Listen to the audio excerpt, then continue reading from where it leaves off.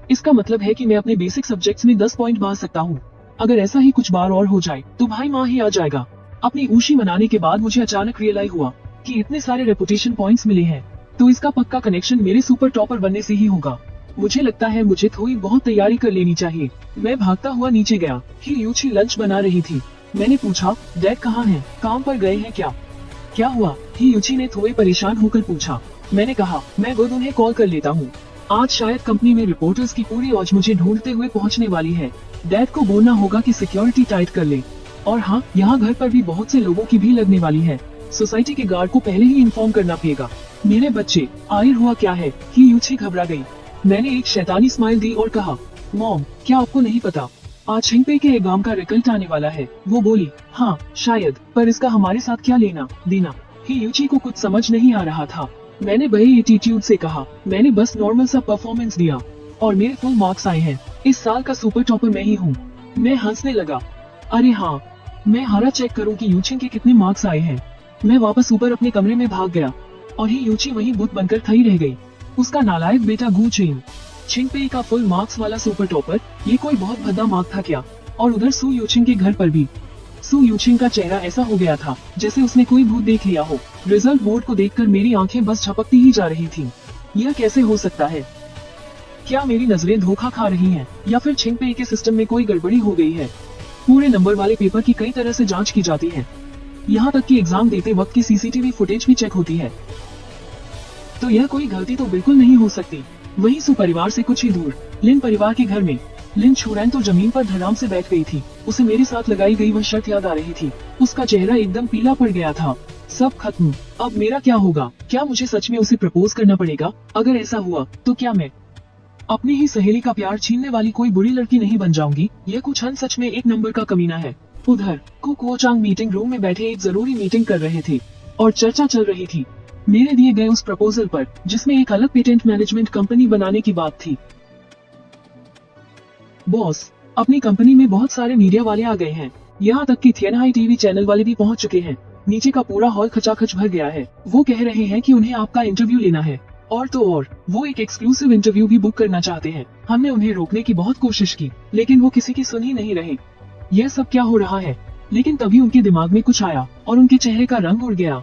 कहीं graphene battery वाली बात तो लीक नहीं हो गई? लेकिन वो चीज तो अभी लैब में सेफ्टी टेस्टिंग के लिए रखी है। उसका तो अभी कोई फाइनल टेस्ट भी नहीं हुआ है। कहीं लोंगवेई ने खोद तो सब कुछ नहीं उगल दिया? अब तो वो सारे पत्रकार नीचे डेरा जमाए बैठे हैं। वो कह रहे हैं कि उन्हें हर हाल में बॉस से मिलना है और इस इंटरव्यू की बात पक्की करनी है। उन्हें पहले गेस्ट रूम में बिठाओ और इंतजार करने को कहो। यह पत्रकार आखिर किस बारे में बात करना चाहते हैं? हमारी शिनशन कंपनी तो अभी दिवालिया होने से बची है। अभी तो हमारे पास ऐसा कुछ भी नहीं है और नीचे बहुत ज्यादा हंगामा मच रहा है। मैं आपको बताने के लिए इतनी जल्दी में ऊपर आ गई कि मैंने उनसे ठीक से पूछा भी नहीं। शायद यह छोटे बॉस से जुड़ा मामला है। वो कह रहे थे कि छोटे बॉस कोई होली सन बन गए हैं। क्या कहा? कुकोचांग और मीटिंग रूम में मौजूद सभी लोग हैरानी से उस छोटी सेक्रेटरी शियाओ होंग की तरफ देखने लगे। तब तुम किस होली सन की बात कर रही हो? कुकोचांग की आवाज हल्की सी कांप रही थी। मतलब मेरे उस नालायक बेटे ने जो कहा था वो सच था। कसम से, वो सच में छिंगपे यूनिवर्सिटी में पास हो गया, और वो भी होली सन के तौर पर। बॉस, क्यों ना हम अभी ऑनलाइन चेक कर ले? एक जवान मैनेजर ने कहा और तुरंत ही अपने लैपटॉप पर सर्च करने लगा। कुकोचांग दौड़कर स्क्रीन के पास पहुंच गई। 350 number, first rank. 350 number, 350 number. थियनहाई शहर का कूचन, 350 नंबर, पूरे 350 नंबर। मैनेजर ने बॉस से पूछा, पूरे 350 नंबर?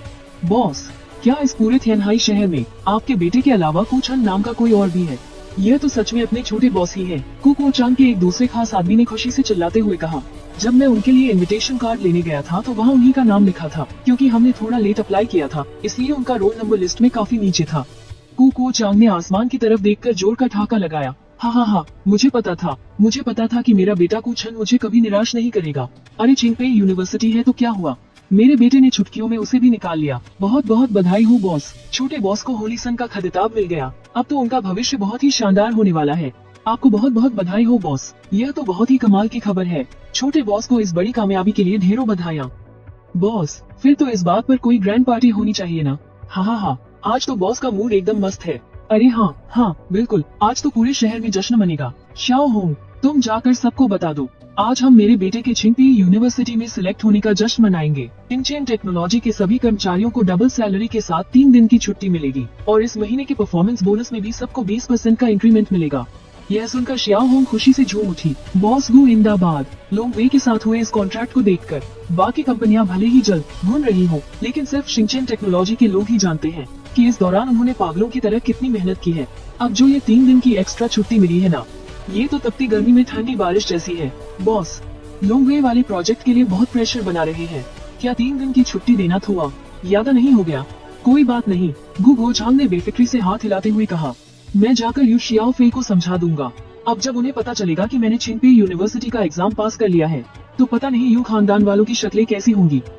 गु और यू परिवार की ये जान पहचान असल में है यूची की वजह से है। यू परिवार के ज्यादातर लोग तो गु गोचांग और उनके बेटे को नीची नजर से ही देखते हैं, खासकर मुझे, क्योंकि मैं तो ठहरा 1 नंबर का बिगैर रेस हादा। हाँ, यू शियाओफे की बात अलग है। वो लड़की तो बस शक्ल पर मरती है। मेरा ये चार्मिंग सा चेहरा उसे बहुत भाता है। उसे इस बात से रत्ती भर भी फर्क नहीं पता कि मैंने कितनी दौलत उठाई है। शुरू से ही यू शियाओफे ने मुझ पर खूब प्यार लुटाया है। इसीलिए इस बार लोंगवे ग्रुप की शिंगचेन टेक्नोलॉजी के साथ पार्टनरशिप के अनाउंसमेंट के बाद ही मेरे बारे में ये अजीबोगरीब अफवाहें उड़ने लगी। लेकिन सच कहूँ तो अगर मैं यू खानदान का घर जमाई बनना भी चाहूँ ना, तो उनके सख्त उसूलों को देखते हुए ये नामुमकिन के बराबर है। और खासकर अब जब यू परिवार अंदर ही अंदर यू शियाओफे को अपना अगला वारिस बनाने की तैयारी कर रहा है, ऐसे में मेरे जैसे छोटे मोटे इंसान को तो वो बिल्कुल नहीं अपनाएंगे। हाँ, ये अलग बात है कि मैं यू शियाओफे का सीक्रेट क्यूट सा टॉय बॉय बनकर रह सकता हूँ।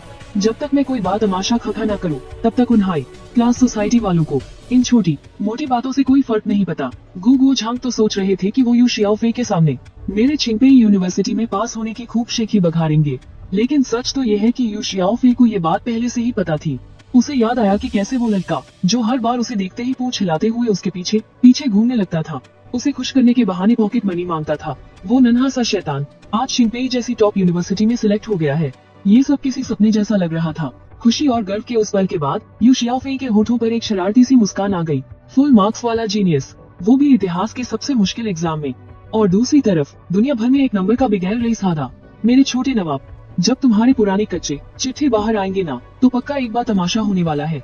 और हुआ भी बिल्कुल यू शियाओफे की सोचे मुताबिक ही, बल्कि लोगों के सवाल तो और भी जल्दी और तीखे तरीके से आने लगे।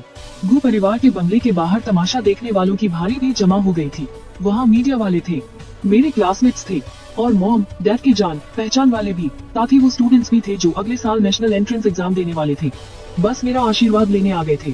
शुक्र है कि ये वीआईपी इलाका था और यहाँ के गार्ड्स और सिक्योरिटी सिस्टम काफी तगड़े थे।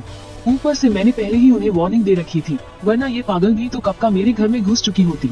अब लाइमलाइट में आने का ऐसा शानदार मौका मैं कैसे छू सकता था। और वैसे भी गु चेन छुपकर बैठने वालों में से तो बिल्कुल नहीं है, वो तो बहुत रूड हो जाता ना।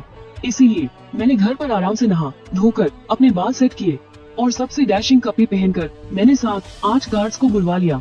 उनके घेरे में मैं पूरी स्वैग के साथ मेन गेट की तरफ गु चेन आ गया। मुझे पहचानने वाली कुछ लड़कियां खुशी से चीख पईं। वाओ, क्या यही वो जीनियस लाइका है? ये तो कितना हैंडसम है यार। यादा दीवानी मत बन, इसके जैसे अमीर और हैंडसम लड़की की लिस्ट में तेरा नंबर कभी नहीं आने वाला। यह भी सुनने में आया है कि लोंगवे ग्रुप की छोटी राजकुमारी ने उसे अपने पैसों पर रखा हुआ है। पैसा होना भी क्या बात है।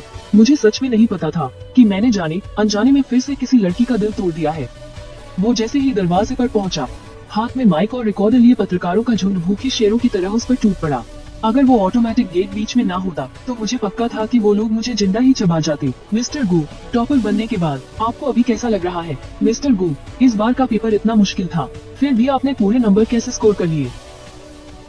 सुना है आपने हाई स्कूल के 2 साल विदेश में पढ़े हैं, क्या इससे ये साबित होता है कि बाहर की पढ़ाई हमारे यहाँ से बहुत बेहतर है? गु सर, मैं तियान्यू मीडिया से हूँ। हमारे बॉस के बेटे आपको बहुत अच्छे से जानते हैं। क्या आप हमें एक इंटरव्यू का मौका दे सकते हैं? मैंने अपना गला साफ किया और हाथ से शांत होने का इशारा करते हुए कहा, आप सब शांत हो जाइए। हमारी सोसाइटी के अंदर एक छोटा सा पार्क है, मैंने वहाँ पहले से ही कुर्सियों, चाय और कोल्ड ड्रिंक का इंतजाम कर दिया है। आपको जो भी पूछना है आराम से पूछिएगा। यह सुनकर सबके दिलों को एक सुकून मिला। कितना ख्याल रखने वाला इंसान है। और हो भी क्यों ना, वो लोग बिना बुलाए आए थे, फिर भी वो उनके बारे में सोच रहा था। क्या नेक इंसान है। लेकिन हाँ, आखिरकार वो सोसाइटी का एक छोटा सा पार्क ही था। जगह कम थी और वहाँ सब कुछ सेट करने में थोड़ी मेहनत भी लगी थी, इसलिए हमारे पास जगह कम है। कुल मिलाकर सिर्फ 25 सीटें हैं। एक सीट के 10,000 लगेंगे और एक मीडिया कंपनी से सिर्फ 2 लोग ही अंदर जा सकते हैं। यह कहते हुए मैंने एक QR कोड निकाला आप सब इस कोड को स्कैन करके पेमेंट कर सकते हैं। बहुत आसान सा तरीका है। यह सुनते ही सारे मीडिया वाले सन्न रह गए। तेरी तो, ऐसे भी कोई करता है क्या? सब तो कहते थे कि ये एक नंबर का बिगड़ा हुआ रईस ज्यादा है, तो फिर ये हम सीधे सादे लोगों को क्यों लूट रहा है? गू सर, क्या आपका यह तरीका थोड़ा गलत नहीं है? मैं हंस पड़ा। किंग बी के टॉपर का पहला पब्लिक इंटरव्यू है और मैं आपसे सिर्फ 10,000 का मामूली सा अमाउंट ले रहा हूँ और आप इसे गलत बता रहे हैं। अगर ये बात बाहर फैल गई ना, तो लोग मुझे ही बेवकूफ कहेंगे कि मैंने इतने सस्ते में इंटरव्यू दे दिया।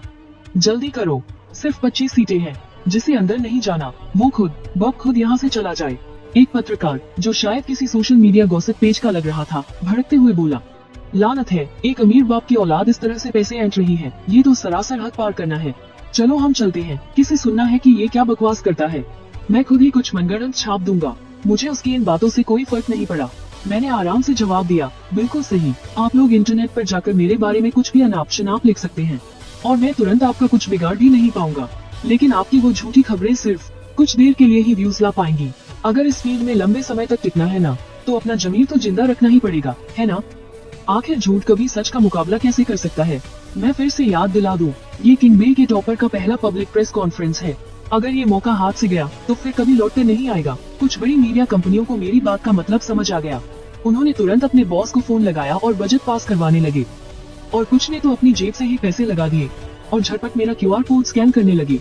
एक तगड़ा आदमी धक्का मुक्की करके सबसे आगे आ गया और उसने तुरंत कोड स्कैन कर लिया। ये सारा नजारा देखकर मेरे दिल की धड़कन तेज हो गई। शिट यार, मुझे पहले मार्केट का रेट पता कर लेना चाहिए था। लगता है इस डील में मेरा ही नुकसान हो गया।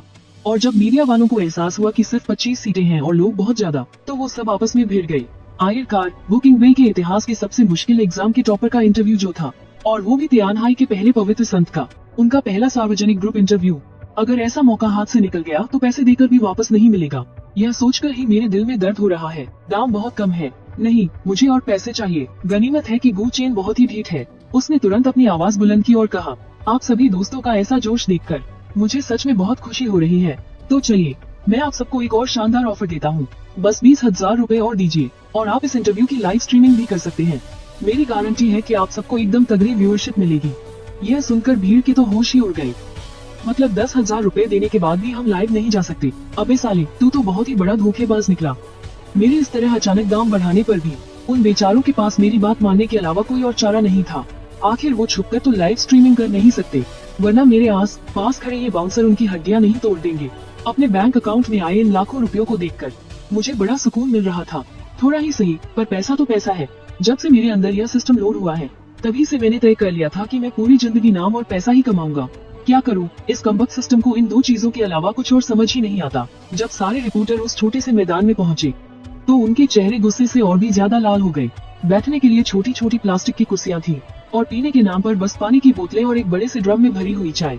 अरे यार, इसका पूरा खर्चा 500 रूपए भी नहीं होगा। ये तो खुलेआम लूट मची है। पर मुझे इन सब बातों से कोई फर्क नहीं पड़ रहा था।